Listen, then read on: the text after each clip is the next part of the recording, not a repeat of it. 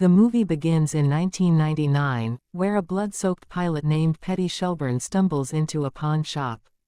In his hands is an eerie toy monkey that bangs cymbals.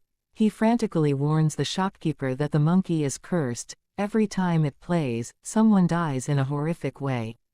Petey's warning is ignored. The monkey begins to bang its drum, and for a moment, nothing happens. Then, a mouse chews through a wire that topples a statue. The statue accidentally triggers a harpoon gun, shooting the shopkeeper through the chest. As the harpoon retracts, it gruesomely pulls his intestines out. In a panic, Petty grabs a flamethrower and tries to destroy the monkey. Soon after, Petty vanishes from his family's life, leaving behind his wife Lois, and their twin sons, Hal and Bill, both portrayed in their youth by Christian Convery. The grown-up Hal, played by Theo James, who also plays the adult Bill, narrates, explaining the strained bond with his brother. Hal was the quiet, anxious one, while Bill constantly bullied him. Their mother, Lois, raised them with a bitter, pessimistic view of the world. One day, the twins discover the creepy monkey hidden among their father's old things. Its box is labeled with the strange phrase, "like life," which they interpret as a misspelled, lifelike. Hal winds up the monkey, but it stays silent. Later, their babysitter Annie takes the boys to a hibachi restaurant. Hal leaves the monkey locked in the car. But as they dine, the monkey springs to life. As its tune ends, chaos unfolds. The hibachi chef, who had been flirting with Annie, suddenly slips and accidentally decapitates her with a spatula. Her severed head lands right on the hot grill. At school, Bill encourages the other kids to mock Hal, especially because Hal has started carrying around the creepy monkey toy. Fed up with the bullying, Hal reaches a breaking point and winds up the monkey, secretly hoping it will target Bill. That evening, Bill comes home as their mother, Lois, is baking a cake. The monkey plays its eerie tune, but instead of Bill, Lois suddenly begins bleeding from every orifice on her face. She collapses and dies on the kitchen floor. Adult Hal explains that the cause of death was listed as a bizarre and extremely rare condition, a boomerang aneurysm. At her funeral, Bill breaks down, begging his mother to wake up. Racked with guilt and fear, Hal attempts to destroy the monkey by hacking it to pieces. Afterward, the orphan twins are sent to live with their Uncle Chip and Aunt Ida. But the nightmare isn't over. The monkey mysteriously reappears, fully intact. Still refusing to believe in the curse, Bill winds the monkey again. Not long after, during a family camping trip, tragedy strikes. Uncle Chip is trampled to death by a stampede of wild horses while sleeping in his tent, his body reduced to what Hal describes as chunky salsa. Horrified, the boys place the monkey back in its box and throw it down a well, praying that this is the end of it. 25 years later, Hal lives a quiet, isolated life. He has a young son named Petty, but his crippling fear of the monkey's curse keeps him distant. He only sees Petty once a year.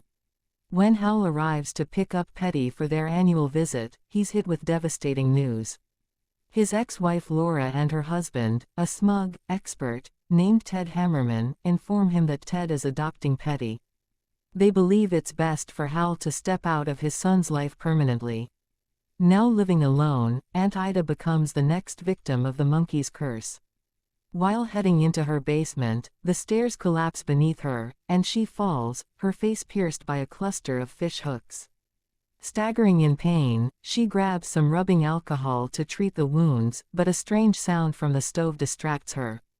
She leans in to investigate, and the stove suddenly ignites, setting her head on fire. In a panic, she runs outside blindly, and impales her burning face on a "for sale" sign. After her death, her possessions are sold off at a yard sale. Among them is none other than the monkey, which is unknowingly picked up by a teenager named Ricky, the quiet son of a local police officer. Meanwhile, Hal takes Petty on a trip, staying at a motel en route to a horror-themed amusement park.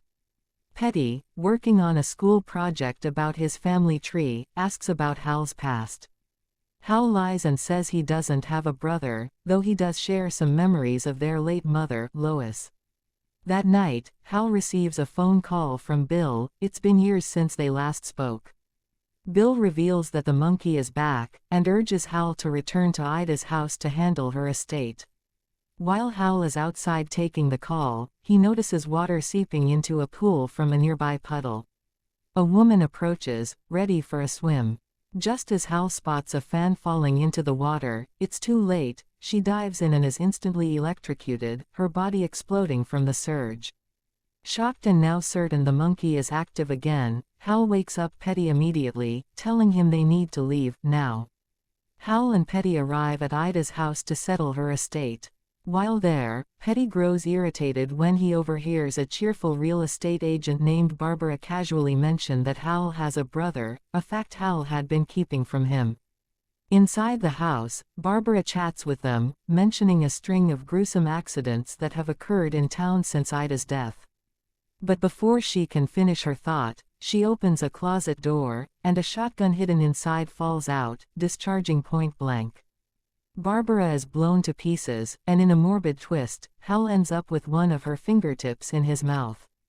Soon, the real mastermind is revealed, Bill. He has been deliberately activating the monkey, having hired Ricky to retrieve it for him.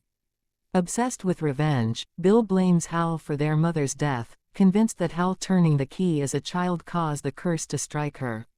Now, he's using the monkey to try and kill Hal, despite knowing that innocent lives are being taken as collateral damage.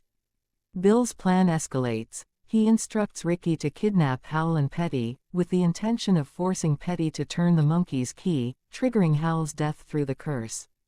Meanwhile, the monkey claims yet another life, this time, Dwayne, Hal's coworker. Dwayne chokes to death on his vape pen, another fatality tied to the monkey's deadly tune. Ricky successfully abducts Hal and Petty, bringing them to Bill's hideout.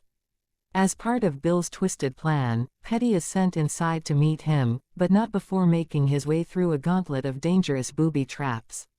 Meanwhile, Ricky keeps Hal restrained in the car, holding him at gunpoint. But things go sideways fast. While scratching his head, Ricky accidentally fires the gun, hitting a wasp's nest. At the same moment, Petty turns the key on the monkey.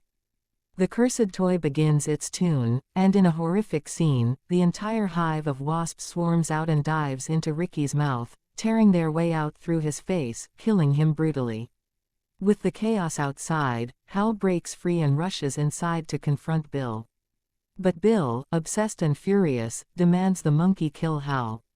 He even tries to force its tiny arms down to make it play. The monkey finally reacts, its arms start pounding the drum rapidly, and the ground begins to tremble. Outside, a horrifying disaster unfolds. A plane crashes into the town, exploding on impact and wiping out a massive portion of the population, all because of Bill's reckless push to activate the curse. In the aftermath, Hal tries to reason with Bill, opening up about the guilt surrounding their mother's death and asking for forgiveness. For a brief moment, Bill softens, seemingly ready to reconcile and start over as a family. But it's short-lived. The monkey's arm strikes the drum one last time, triggering a hidden booby trap. A bowling ball is launched straight into Bill's head, crushing his skull instantly. As the dust settles, Hal and Petty quietly walk away, leaving behind the wreckage, and the monkey, in silence. Hal and Petty drive slowly through their shattered hometown, the monkey sitting silently in the back seat. All around them, the devastation is clear: wreckage, debris, and bodies scattered across the streets, a grim reminder of the chaos that's unfolded.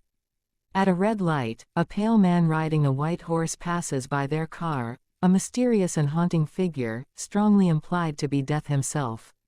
In a surreal moment, Hal asks Petty if he'd like to go dancing, something his mother, Lois, used to love. Petty quietly agrees. As they continue driving, a bus full of cheerleaders rolls past. Just as things seem to calm, a truck driving alongside suddenly sideswipes the bus, decapitating every passenger inside in a split-second bloodbath. The Monkey 2025 is a haunting tale of trauma, revenge, and the terrifying ripple effect of unresolved guilt. What starts as a cursed toy quickly unravels into a generational nightmare, claiming lives indiscriminately, all while exposing the fragile bonds of family and grief. Hal's journey is not just about survival, but about facing the past he's tried to bury. Bill's descent into madness shows how obsession and blame can twist love into hatred. And in the end, even with the monster seemingly silenced, the echoes of death and destruction linger. The monkey may be just a toy, but in the world of Osgood Perkins, even innocence has a body count.